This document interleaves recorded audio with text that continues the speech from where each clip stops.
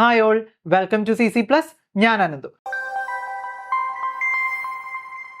ഇപ്പം എല്ലാവരും നവോദയയുടെ തിരക്കിലാണല്ലേ. നവോദയ അപ്ലൈ ചെയ്യാറായിട്ടുണ്ട്. നമ്മുടെ ലാസ്റ്റ് ഡേറ്റ് ജൂലൈ 29 ആണ്. അതിന് മുമ്പ് അപ്ലൈ ചെയ്യാനുള്ള തിരക്കിലാണല്ലേ എല്ലാവരും. അപ്പം ഞാൻ കുറച്ച് ഇൻസ്ട്രക്ഷൻസ് നിങ്ങൾക്ക് തരാം. നമുക്ക് അപ്ലൈ ചെയ്യാൻ നേരത്ത് എന്താണ്, ആദ്യം നമുക്കൊരു പേജ് വരും. ആ പേജിൽ നമുക്ക് നിങ്ങൾ 5ാം ക്ലാസ്സിൽ ആദ്യമായിട്ട് പഠിക്കുന്നവരാണോ അതോ പഠിച്ചവരാണോ, അത് നേരത്തെ പഠിച്ചിട്ടുണ്ടോ, അങ്ങനെയുള്ള കാര്യങ്ങളൊക്കെ ചോദിക്കും. നിങ്ങൾക്ക് ആധാർ നമ്പർ ഉണ്ടോ, നിങ്ങൾ സെയിം ഡിസ്ട്രിക്റ്റിൽ, ഇപ്പം എറണാകുളത്തുള്ള കുട്ടികളാണ്, എറണാകുളത്ത് താമസിക്കുന്ന കുട്ടികൾ എറണാകുളം നവോദയയിലേക്കാണ് അപ്ലൈ ചെയ്യുന്നത്, അങ്ങനെയുള്ള കാര്യങ്ങളൊക്കെ ചോദിക്കും. അത് കഴിഞ്ഞ് ആധാർ നമ്പർ അടിച്ച് സബ്മിറ്റ് ചെയ്ത് കഴിയുമ്പോൾ നമുക്ക് അടുത്തൊരു പേജിലേക്ക് പോകാൻ പറ്റും. OTP ചോദിക്കും, അടുത്തൊരു പേജിലേക്ക് പോകാൻ പറ്റും. അടുത്തൊരു പേജിൽ നമുക്ക് ചോദിക്കുന്ന കുറച്ച് കാര്യങ്ങൾ നമ്മുടെ പേഴ്സണൽ ഡീറ്റെയിൽസ് ഒക്കെയാണ്. നമ്മുടെ ഡീറ്റെയിൽസ് ഒക്കെ അതിനകത്ത് അടിച്ചു കൊടുക്കുക. അതുകൂടാതെ അതിനകത്ത് പാൻ നമ്പർ, അപ്പാർ നമ്പർ എന്ന് പറഞ്ഞിട്ടുള്ള നമ്പേഴ്സ് ചോദിക്കുന്നുണ്ട്. അത് മാൻഡേറ്ററി അല്ല, നിർബന്ധമല്ല, നമുക്ക് സ്കൂളിൽ നിന്ന് വരുന്നതാണ്. സ്കൂളിൽ നിന്ന് അത് കിട്ടുവാണെങ്കിൽ ഓക്കെ, നമുക്കത് ഫില്ല് ചെയ്യാം. അല്ലാത്ത പക്ഷം നമ്മൾ അത് വിട്ടേക്കുക. ആധാർ നമ്പറും അവർ ചോദിക്കുന്നിടത്ത് ആധാർ നമ്പർ മാത്രം കൊടുത്താൽ മതി, ബാക്കി നമ്പേഴ്സ് ഒന്നും ഫില്ല് ചെയ്യണ്ട. പിന്നെ അത് കഴിഞ്ഞ് അടുത്ത പേജിൽ ലാസ്റ്റിലേക്ക് വരുമ്പോൾ നമുക്ക് അവിടെ ഫോട്ടോ, നമ്മുടെ സ്കാൻ ചെയ്ത ഫോട്ടോ, സിഗ്നേച്ചർ, പേരൻറ്റിൻ്റെ സിഗ്നേച്ചർ, കാസ്റ്റ് സർട്ടിഫിക്കറ്റ്, അതിലാണ് നമ്മുടെ പോയിന്റ് വരുന്നത്. SC ST ആൾക്കാരാണെങ്കിൽ, കുട്ടികളാണെങ്കിൽ അവർക്ക് സാധാരണ നമ്മുടെ കാസ്റ്റ് സർട്ടിഫിക്കറ്റ് അക്ഷയയിലൊക്കെ പോയി അപ്ലൈ ചെയ്തിട്ട് അത് അപ്ലോഡ് ചെയ്താൽ മതി. ഇനി OBC ആൾക്കാരാണെങ്കിൽ സെൻട്രൽ എഡ്യൂക്കേഷൻ പർപ്പസിന് വേണ്ടിയുള്ളതാണെന്ന് പറഞ്ഞിട്ടുള്ള നോൺ ക്രിമി ലെയർ സർട്ടിഫിക്കറ്റ് തന്നെയാണ് നമ്മളവിടെ കൊടുക്കേണ്ടത് കേട്ടോ. സെൻട്രൽ എഡ്യൂക്കേഷൻ പർപ്പസിന് വേണ്ടിയുള്ള സർട്ടിഫിക്കറ്റ് ആണ് നമ്മളവിടെ അപ്ലോഡ് ചെയ്യേണ്ടത്. സ്റ്റേറ്റ് എഡ്യൂക്കേഷൻ പർപ്പസ് എന്ന് പറഞ്ഞിട്ടുള്ള നമ്മുടെ OBCയുടെ സർട്ടിഫിക്കറ്റ് അവിടെ വാലിഡ് അല്ല. സെൻട്രൽ എഡ്യൂക്കേഷൻ പർപ്പസ് എന്ന് പറഞ്ഞിട്ട് തന്നെ വേണം. അതും കൊടുത്തു കഴിയുമ്പോൾ നമുക്കൊരു പ്രിവ്യൂ പേജ് വരും. നമ്മൾ ഇതുവരെ ടൈപ്പ് ചെയ്തെന്ന് നമ്മുടെ അച്ഛൻ്റെ പേര്, അമ്മയുടെ പേര്, നമ്മൾ റൂറൽ അർബൻ, അത് മറന്നു പോകരുത് കേട്ടോ. റൂറൽ അർബൻ ഒക്കെ ചോദിക്കണം, അത് ഞാനൊന്നും കൂടെ പറയാം. അപ്പോൾ ഈ കാര്യങ്ങളെല്ലാം പ്രിവ്യൂവിൽ വരും. അപ്പോൾ നോക്കുക, അവിടെ നമ്മൾ ഫില്ല് ചെയ്യേണ്ട ഒരു കാര്യം സാർ പറയാൻ മറന്നുപോയി. റൂറലും അർബനും, നമ്മളിപ്പം 3ാം ക്ലാസ്സും 4ാം ക്ലാസ്സും 5ാം ക്ലാസ്സും റൂറലിലാണോ അർബനിലാണോ പഠിച്ചതെന്നുള്ളത് കറക്റ്റായിട്ട് സ്കൂളിൽ ചോദിച്ചിട്ട് ഫില്ല് ചെയ്യുക. അതേപോലെ നിങ്ങൾ 3ാം ക്ലാസ്സിൽ എപ്പോൾ കയറി, 3ൽ നിന്ന് എപ്പോഴാണ് നിങ്ങൾ പാസ് ഔട്ട് ആയത്, 4ൽ എപ്പോഴാണ് നിങ്ങൾ സ്റ്റാർട്ട് ചെയ്തത്, 4 എപ്പോൾ ഇറങ്ങി, 5ൽ എപ്പോൾ കയറി, ഇങ്ങനെയുള്ള കാര്യം. അതേപോലെ ബ്ലോക്ക്, പഞ്ചായത്ത്, അങ്ങനെയുള്ള കാര്യങ്ങളെല്ലാം നമുക്ക് എവിടെ വരുന്നുണ്ട്, ആ ഫോമിൽ ഫില്ല് ചെയ്യാനുണ്ട്. ഇതെല്ലാം ശ്രദ്ധിച്ച് തന്നെ ചെയ്യുക കേട്ടോ. ഓക്കെ, അപ്പോൾ ഇത്തരം കാര്യങ്ങളാണ്. അത് കഴിഞ്ഞിട്ട് പ്രിവ്യൂ വരുമ്പോൾ എല്ലാ ഡീറ്റെയിൽസും നോക്കുക. Language, medium of language English ആണോ കൊടുത്തെങ്കിൽ ഇംഗ്ലീഷിലാണ് പരീക്ഷ എഴുതാൻ പറ്റുക, മലയാളം ആണെങ്കിൽ മലയാളത്തിലാണ് എഴുതാൻ പറ്റുക. എന്തെങ്കിലും ലാംഗ്വേജിൽ തിരുത്ത് വന്നാൽ ജൂലൈ 29 കഴിഞ്ഞ് 2 ദിവസത്തേനെ അത് തിരുത്താനുള്ള അവസരമുള്ളൂ. അതിന് മുമ്പും അവസരമില്ല, അത് കഴിഞ്ഞുമില്ല. ഈ 2 ദിവസം മാത്രമേ നമുക്ക് അപ്ലൈ ചെയ്താൽ തിരുത്താൻ അവസരമുള്ളൂ കേട്ടോ. ജൂലൈ 29 കഴിഞ്ഞ് 2 ദിവസം. ഓക്കെ, അപ്പോൾ ഇത്തരം കാര്യങ്ങൾ നിങ്ങൾ കറക്റ്റായിട്ട് ചെയ്താൽ നമ്മുടെ ആപ്ലിക്കേഷൻ ഇതായി PDF ഡൗൺലോഡ് ചെയ്ത് വരും. ആപ്ലിക്കേഷൻ നമ്പർ ഉണ്ട്, അല്ലെങ്കിൽ രജിസ്റ്റർ നമ്പറോ ആപ്ലിക്കേഷൻ നമ്പർ അതിനകത്തുണ്ട്. അതിനകത്ത് കറക്റ്റായിട്ട് ഓർത്ത് വെച്ചോളൂ. ഡേറ്റ് ഓഫ് ബർത്ത് ഒക്കെ നമ്മൾ അതിനകത്ത് കറക്റ്റായിട്ട് അടിക്കണം, എങ്കിൽ മാത്രമേ നമുക്ക് ഹോൾ ടിക്കറ്റ് ഒക്കെ ഡൗൺലോഡ് ചെയ്യാൻ പറ്റുള്ളൂ കേട്ടോ. അപ്പം ഇന്നത്തെ ക്ലാസ്സിൽ നമ്മൾ ഡിസ്കസ് ചെയ്യാൻ പോകുന്നത് എംബഡഡ് ഫിഗേഴ്സ് ആണ് കേട്ടോ. മെൻ്റൽ എബിലിറ്റി ആണ്, എംബഡഡ് ഫിഗേഴ്സ് ആണ് നമ്മൾ ഇന്ന് ഡിസ്കസ് ചെയ്യാൻ പോകുന്നത്. ഇപ്പം എല്ലാവർക്കും അറിയാവുന്ന കാര്യമാണ് എംബഡഡ് ഫിഗേഴ്സ് എന്ന് വെച്ചാൽ എന്താ, ഒളിച്ചിരിക്കുന്ന ആൾക്കാരെ കണ്ടെത്തുക എന്നതാണ് നമ്മൾ എംബഡഡ് ഫിഗേഴ്സിൽ പറയുക, അല്ലേ പിള്ളേരെ? ഒളിച്ചിരിക്കുന്ന ആളെ കണ്ടെത്തുക. നമ്മളെല്ലാവരും ഒളിച്ചിരിക്കുന്ന കളികളൊക്കെ കളിച്ചിട്ടുണ്ട്. അതേപോലെ ഒരു കളി നമുക്ക് പഠനത്തിലും വന്നിരിക്കുക. എങ്ങനെയാണ് ഒളിച്ചിരിക്കുന്ന ആളെ നമ്മൾ കണ്ടെത്തണം.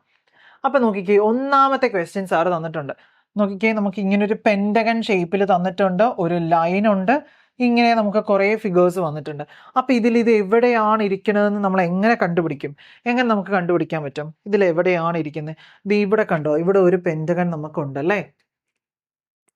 ഇവിടെ നമുക്ക് ഓൾറെഡി ഒരു പെൻറ്റഗൺ ഉണ്ട്. ദേ ഇവിടെയായിട്ട് നമുക്ക് വരുന്നുണ്ട്, നോക്കി ഇവിടെയുണ്ട്. പക്ഷേ എന്തില്ല, ലൈൻ ഇല്ല. അപ്പോൾ ഉള്ളിൽ ലൈൻ ഇല്ലെങ്കിൽ നമുക്ക് പറ്റില്ല. ഓപ്ഷൻ 1 പറ്റില്ല, 2ൽ നമുക്കില്ല. 3ലുണ്ടോ എന്ന് നോക്കിക്കേ, 3ൽ നമുക്ക് വരുന്നുണ്ടോ എന്നൊന്ന് ചെക്ക് ചെയ്തേ. ഇവിടെ നമുക്ക് ലൈൻ വന്നു. ഇനി നമുക്ക് എന്താ വരേണ്ടത്, ഇങ്ങനെ ഒരു സ്ട്രെയിറ്റ് ലൈൻ വരണോ അല്ലേ. ആ സ്ട്രെയിറ്റ് ലൈൻ നമുക്ക് ഇവിടെ കിട്ടുമല്ലോ, അതവിടെ കിട്ടി. നേരെ താഴത്തേക്ക് പോകുന്നു, 2 സൈഡ് നേരെ താഴത്തേക്ക് പോരണം, നേരെ താഴത്തേക്ക് പോകുന്നു. നിങ്ങൾ പോസ് ചെയ്ത് വെച്ചിട്ട് ആൻസർ നോക്കുക കേട്ടോ. സാറ് പറയുന്നത് തന്നെയാണ് നിങ്ങൾക്ക് വരുന്നതെന്ന്. സൈഡിലേക്ക് ചെറിയ ലൈൻസ് അത് നമുക്ക് ഇവിടെ കൊടുക്കാം, കണ്ട. അപ്പം നമുക്കത് എവിടെ ആൻസർ കിട്ടി, ഓപ്ഷൻ 3ൽ നമുക്ക് ആൻസർ കിട്ടി. ഓക്കെ അല്ലേ? അപ്പം ഇതിൻ്റെ ഓപ്ഷൻ 3 ആണ് കേട്ടോ ആൻസർ. ഓക്കെ, ദെൻ അടുത്ത ക്വസ്റ്റ്യൻ, ഇതെവിടെയാണുള്ളത്, ഈ ഓപ്ഷൻ, ഈ ഒരു ക്വസ്റ്റ്യൻ എവിടെയാണ് ഒളിച്ചിരിക്കുന്നത് നോക്കുക. അപ്പം നോക്കിക്കേ, നമുക്ക് 4th ഓപ്ഷനിൽ പറ്റുമോ? ഇവിടെ തുടങ്ങാം, പറ്റുമോ? നമുക്കിവിടെ സ്ട്രെയിറ്റ് ലൈൻ വരുന്നില്ല, സോ നമ്മളിത് ക്യാൻസൽ ചെയ്തു. ഇവിടെയും നമുക്ക് ഇങ്ങനെ ഒരു കണക്ഷൻ വരുന്നില്ലാത്തതുകൊണ്ട് അത് ക്യാൻസൽ ചെയ്തു. ഇവിടെ നമുക്ക് സ്ട്രെയിറ്റ് ലൈൻ വരുന്നില്ല. അപ്പോൾ ഇവിടെയുണ്ട്. ഇവിടെ പക്ഷേ എനിക്ക് ഇങ്ങനെ ഒരു സ്ട്രെയിറ്റ് ലൈൻ തന്നെയാണ് വരുന്നത്. അപ്പോൾ നമ്മൾ എന്ത് ചെയ്യും?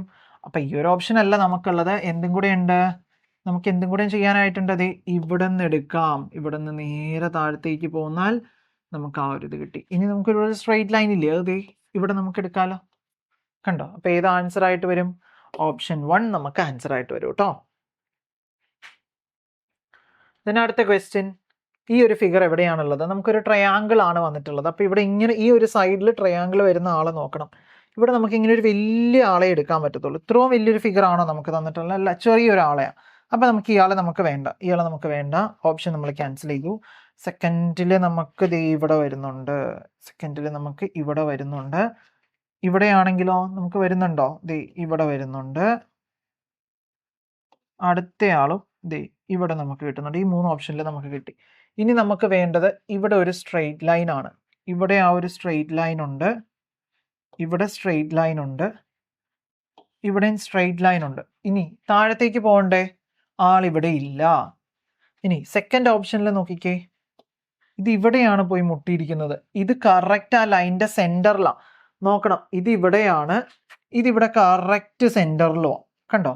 അപ്പൊ വ്യത്യാസമുണ്ട്. ഇവിടെ ഈ ഒരു ലൈനിന്റെ കറക്റ്റ് സെന്ററിലാണ് നമുക്ക് അത് വന്ന് മുട്ടിയിരിക്കണേ. അപ്പൊ നമുക്ക് ഏത് ഓപ്ഷനാണ് വരേണ്ടത്? ഓപ്ഷൻ 3 ആണ് ആൻസർ ആയിട്ട് വരേണ്ടത് കേട്ടോ. അതെനിക്ക് ഓപ്ഷൻ 3 വരും. ഇത് നോക്കി, ഇത് കണ്ടോ? ഇതിവിടെ കറക്റ്റ് ഇങ്ങനെ സെന്ററിൽ വന്നു. ഇതാണെങ്കിലോ ഇവിടെ സെന്ററിലില്ല, ഇപ്പുറത്തേക്ക് മാറിയ. ഇവിടെ നമുക്ക് കറക്റ്റ് ഇത് സെന്ററിൽ വന്നു കേട്ടോ. സോ ഓപ്ഷൻ 3 നമുക്ക് ആൻസർ ആയിട്ട് വരും. ദെൻ അടുത്ത ക്വസ്റ്റ്യൻ നോക്കിക്കേ. ഈ ക്വസ്റ്റ്യൻ എവിടെയാണെന്നൊന്ന് നോക്കി വരച്ചേ. എവിടെയായിട്ട് വരും? നമുക്ക് സ്ട്രെയിറ്റ് ലൈൻ വരണോ, അല്ലെ നേരെ ഡയഗണൽ വരണം? ഈ ഒരു ഡയഗണൽ നമുക്ക് വരണം.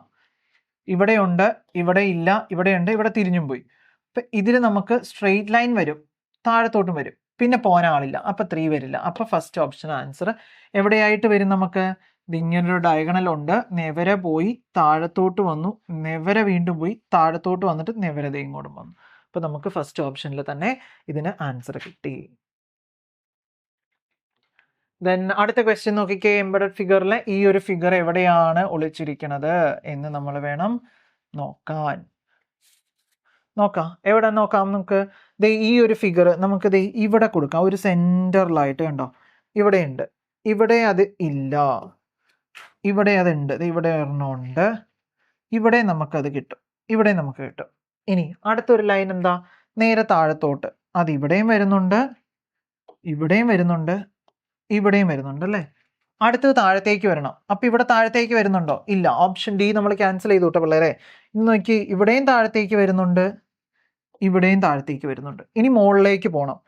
ഇവിടെ മുകളിലേക്ക് പോയി, ഇവിടെ മുകളിലേക്ക് പോകാൻ പറ്റുമോ? ഇവിടെ എത്തുമ്പോൾ സ്റ്റോപ്പായി. സോ ഇത് സ്റ്റോപ്പ് ചെയ്തു. ഇനി ഇതിൽ വരിക, ഇവിടെ നിന്ന് നേരെ മുകളിലേക്ക് പോകും. അപ്പോൾ നമുക്ക് എവിടെ ആൻസർ കിട്ടി?